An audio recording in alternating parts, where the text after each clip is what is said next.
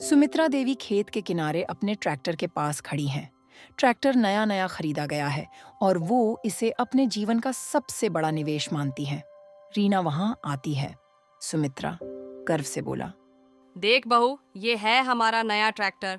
अब पूरा खेत मिनटों में जोत दूंगी। पुराने ट्रैक्टर को बेचने की जरूरत ही नहीं थी। रीना मुस्कुराते हुए बोला, सासू माँ, ये ट्रैक्टर तो अच्छा है, लेकिन इसका चलाना सीख लिया आपने? सुमित्रा बोला, अरे बहू, मैंने उस जमाने में बैल जोत कर खेती की है। ये तो बस मशीन है, मैं इसे भी चला लूंगी। रीना बोला। अच्छा, चलाइए तो जरा, मैं देखती हूँ। सुमित्रा ट्रैक्टर चलाने की कोशिश करती है लेकिन स्टार्ट ही नहीं कर पाती।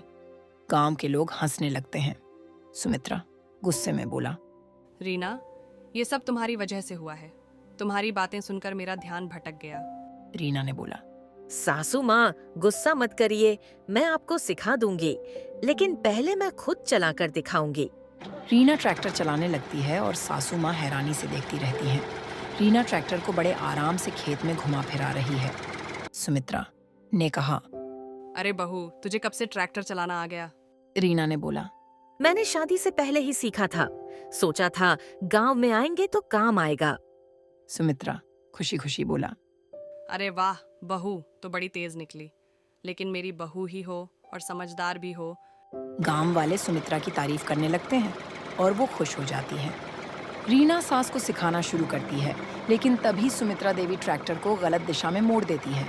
ट्रैक्टर एक पेड़ से टकराने वाला होता है। रीना बोला, सासू माँ, ब्रेक दबाइए जल्दी। सुमित्रा बोला, अरे बहू, ये ब्रेक कहाँ है? मुझे कुछ समझ नहीं आ रहा। रीना भागकर ट्रैक्टर रोकती है। दोनों डर जाते हैं। अंत में दोनों सास बहू एक दूसरे की तारीफ करती हैं। सुमित्रा मान लेती हैं कि नई तकनीक सीखने में बहू से मदद लेना कोई बुरा नहीं है। सुमित्रा बोला, बहू, तूने आज मुझे सिखाया कि नए जमाने की चीजें सीखना जरूरी है। अब से मैं तेरी हर बात सुनूंगी। रीना बोला। और मैं आपकी हर सीख को आगे बढ़ाऊंगी, सासू माँ। दोनों गले लगती हैं और गांव वाले तालियां बजाते हैं। और मजेदार कहानी सुनने के लिए इस चैनल को सब्सक्राइब करें और बिल वाला आइकन दबा दें।